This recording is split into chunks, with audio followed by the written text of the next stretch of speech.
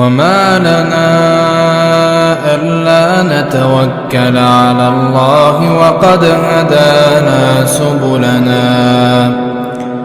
ولنصبرن على ما آذيتمونا وعلى الله فليتوكل المتوكلون. Jamaah sekalian yang dirahmati oleh Allah Subhanahu wa taala, pada pertemuan sebelumnya kita telah membahas peristiwa atau bagian dari episode kehidupan Nabi Shallallahu Alaihi Wasallam, yaitu pada masa pernikahan Nabi Shallallahu Alaihi Wasallam dengan Khadijah radhiyallahu anha. Dan kemarin kita telah menyampaikan bahwasanya ada dua riwayat yang sampai kepada kita tentang umur ibunda Khadijah radhiyallahu anha pada saat dinikahi oleh Nabi Shallallahu Alaihi Wasallam. Adapun riwayat yang masyhur sampai kepada kita umur ibunda Khadijah 40 tahun, ini adalah riwayat Al-Waqidi. Tetapi riwayat itu kemarin sudah kita lemahkan, kita hukumi bahwasanya riwayat tersebut itu lemah. Dan riwayat yang kita kuatkan, yang pertama dari sisi kedekatan sanadnya, kemudian dari sisi kemungkinan terjadinya pada seorang wanita, yaitu riwayatnya Al-Imam Al-Hakim rahimahullah yang sampai kepada Muhammad ibnu Ishaq, yang mana penuturan Al-Imam Muhammad ibnu Ishaq pada saat itu umur ibunda Khadijah radhiyallahu anha pada saat menikah dengan Rasulullah umur beliau 28 tahun. Artinya terpaut 3 tahun lebih tua ibunda Khadijah daripada Rasulullah sallallahu alaihi wasallam. Nah, Rasulullah pada saat itu umurnya 25 dan umur ibunda Khadijah 28 tahun.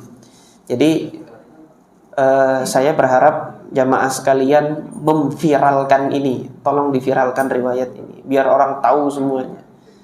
Jangan sampai yang masyhur itu yang 40, masyhurkan yang 28 ini. Karena sudah terlanjur masyhur, disampaikan di ceramah-ceramah tanpa diteliti lagi, tanpa di cross check lagi, tanpa dilakukan studi lagi. Umur ibunda Khadijah saat dinikahi 40 tahun. Padahal ada riwayat yang lain yang dia secara kualitas sanad lebih kuat, yaitu umur beliau pada saat dinikahi oleh Rasulullah umur 28 tahun.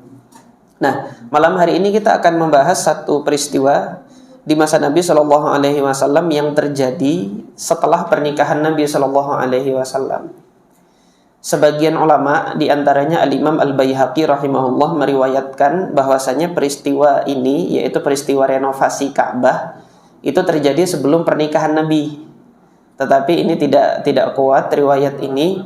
Adapun mayoritas jumhur ulama, jumhur muarrikhin, para ulama sejarah, itu menetapkan bahwasanya peristiwa Binaul Ka'bah atau peristiwa pembangunan kembali Ka'bah di masa Nabi Shallallahu Alaihi Wasallam itu terjadi setelah Nabi Shallallahu Alaihi Wasallam menikah dengan ibunda Khadijah dan sebelum diangkatnya Rasulullah sebagai nabi.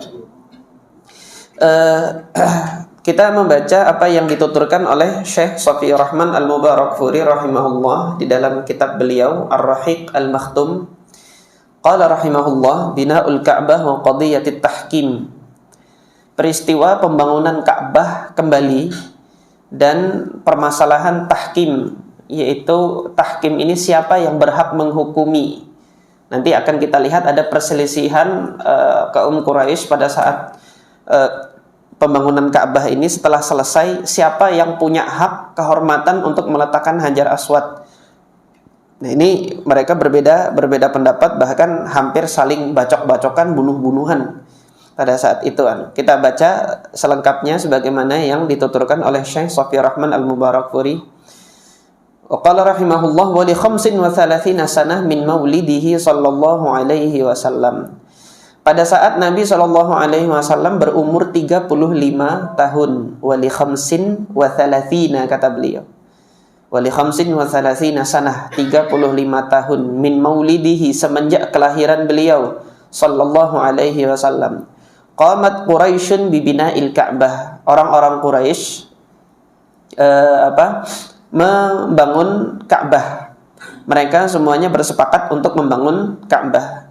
Wa dzalika li'anna al-Ka'bata kanat radman fawqal qamati. Karena yang demikian ini, kondisi Ka'bah diceritakan terlebih dahulu oleh Syekh Shafiyur Rahman Al-Mubarakfuri. Kondisi Ka'bah pada saat itu seperti apa? Radman fawqal qamah. Dia posisinya itu berdiri tegak fawqal qamah, di atas kaki. Fawqal qamah, qamah itu kaki atau betis gitu kan. Yang mana tingginya itu dia tidak terlalu tinggi. Irtifa'uha tis'atu adru'in min ahdi Ismail. Semenjak zamannya Nabi Ismail tingginya itu 9 zira'. 1 zira' itu berapa? 1 zira' itu ini dari ujung jari ujung jari tengah ini sampai dengan siku. Itu 1 zira'. Antum hitung 9. Tingginya Ka'bah seperti itu. Min ahdi Ismail, semenjak masa Nabi Ismail demikian tingginya. Walam yakun laha saqfun, enggak ada atap di atasnya. Jadi dia posisi Ka'bah itu dia bangunan yang tinggi, hanya dinding saja, dan tingginya itu hanya 9 zira', enggak ada atap di atasnya. Fasaraqa nafarun minal lusus. Ada sebagian beberapa orang itu mencuri saroko kanzaha alladzi kana fi jawfiha, yang mana di dalamnya itu ada uang Ka'bah itu dicuri sama pencuri. Kok Ka'bah ada uang atau gimana? Dia rumah ibadah.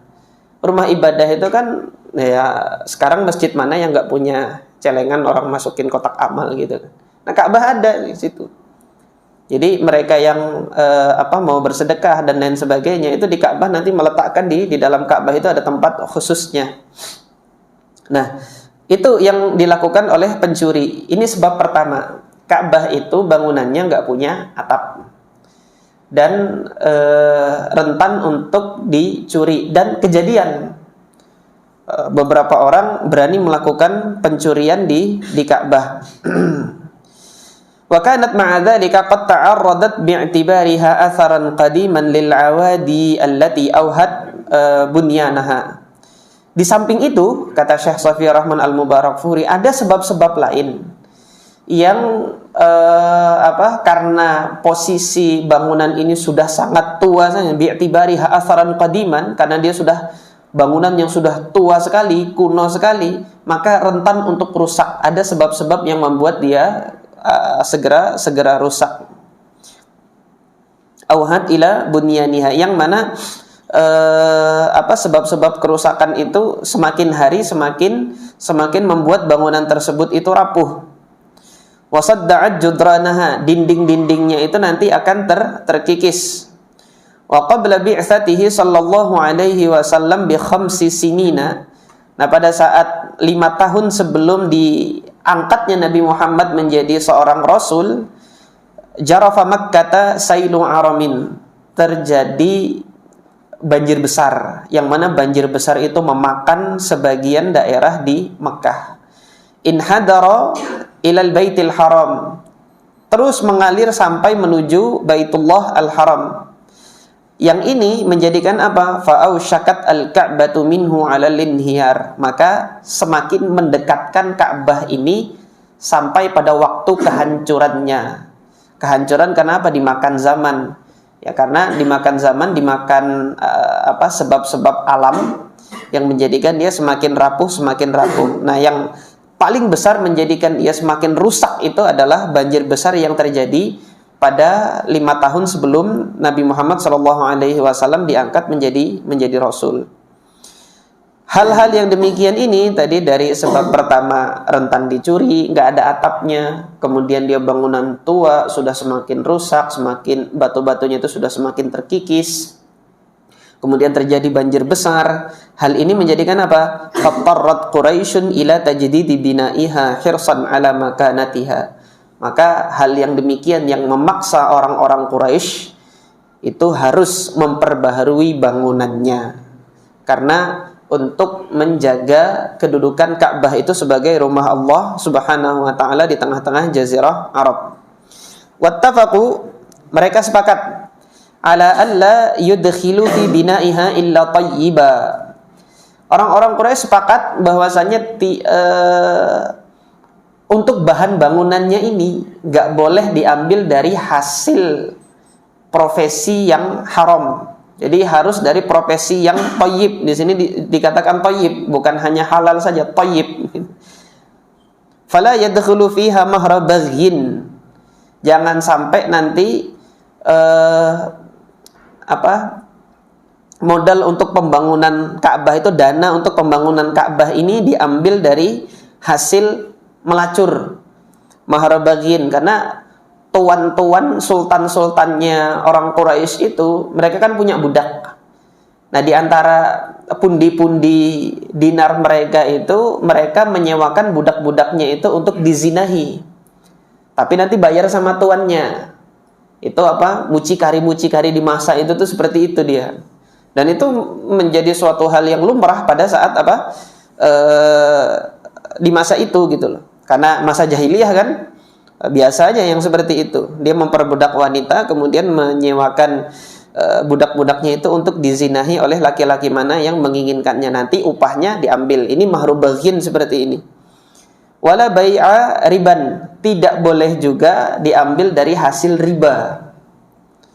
Wala madlamata ahadin minan nas, dan tidak boleh juga dari hasil-hasil kezaliman yang dilakukan kepada siapapun dari umat manusia pada saat itu. Ini Masya Allah, orang Quraisy dengan jahiliyahnya tahu halal haram pada saat itu gitulah. Kelengkapan ceritanya itu dituturkan oleh Al-Imam Muhammad ibnu Ishaq, yang mana di sini oleh Syekh Shafiyur Rahman Al-Mubarakfuri tidak disampaikan kelengkapan sebabnya kenapa kok harus yang halal saja pada saat itu. Maka dituturkan oleh Al-Imam Muhammad ibnu Ishaq, falamma ajma'u amrahum lihadmiha wa bunyaniha, ketika orang-orang Quraisy itu sudah sepakat, sudah bulat tekadnya untuk meruntuhkan bangunan Ka'bah yang lama dan memperbaharui bangunan yang baru, qama Abu Wahab Amr ibn A'id ibn Abdin ibn Imran ibn Makhzum dari Bani Makhzum. Nah, Abu Wahab Amr ibn A'id ini Al-Makhzumi mencoba mengambil batu. Jadi batu Ka'bah itu kan yang lama kan mau disingkirkan, mau diganti dengan yang baru. Ketika dia mau menyingkirkan yang lama, tanawala minal Ka'bati hajaran, diambil batu yang lama itu untuk disingkirkan dengan diganti dengan batu yang baru. Fawasaba min yadihi, dari tangannya ini batunya melompat gitu kan. Hatta raja'a ila maudhi'ihi, kembali ke tempatnya. Enggak mau disingkirkan ini batu ini. Faqala, maka dari sini ini isyarat dari Allah Subhanahu wa taala. Abu Wahab Amr ibn A'id ini langsung paham pada saat itu bahwasanya Allah Subhanahu wa taala tidak akan menerima kecuali yang thayyib untuk membangun itu. Baru mau disingkirkan yang lama, mau diganti sama yang baru, tapi karena yang baru ini hasil dari hasil dari mereka melacurkan budak-budaknya, hasil dari mereka berbuat riba, hasil dari mereka judi dan lain sebagainya itu. Yang lama nggak mau diganti, kembali lagi gitu loh. Maka berteriaklah siapa? Amr ibn A'id ini, ya ma'syara Quraisy, la tudkhilu, wahai orang-orang Quraisy sekalian, jangan kalian masukkan fi bunyaniha, dalam bangunan ini nanti, dalam pembangunan ini, min kasbikum, dari hasil mata pencaharian kalian, illa thayyiba, kecuali yang baik-baik. Jadi dari hasil mata pencaharian kalian, jangan kalian gunakan dana-dana yang kalian peroleh dari hasil yang tidak baik. Ini Allah sudah menolak ini. La yadkhulu fiha mahru baghyin, jangan sampai ada masuk hasil melacurkan bagi di sini. Wala bai'a riban, tidak boleh juga masuk di situ. Wala bai'u riban, tidak boleh juga masuk di situ hasil dari jual beli riba. Wala madlamatu ahadin minan nas, dan tidak boleh juga masuk di situ hasil kezaliman yang dilakukan kepada siapapun. Nah, kemarin kan kita sudah membahas ada satu bentuk kezaliman yang terjadi hingga menjadikan orang-orang Quraisy itu melakukan mendeklarasikan hilful fudul.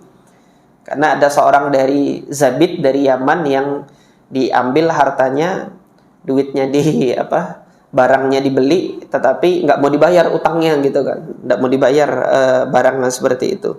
Ini adalah kezaliman yang seperti ini. Hasil-hasil yang seperti ini jangan masuk ke Ka'bah. Nah, maka berdasarkan hal ini, ikhwas kalian, ini adalah dalil bahwasanya membangun masjid itu harus dari hasil-hasil yang baik, dari hasil-hasil harta yang halal.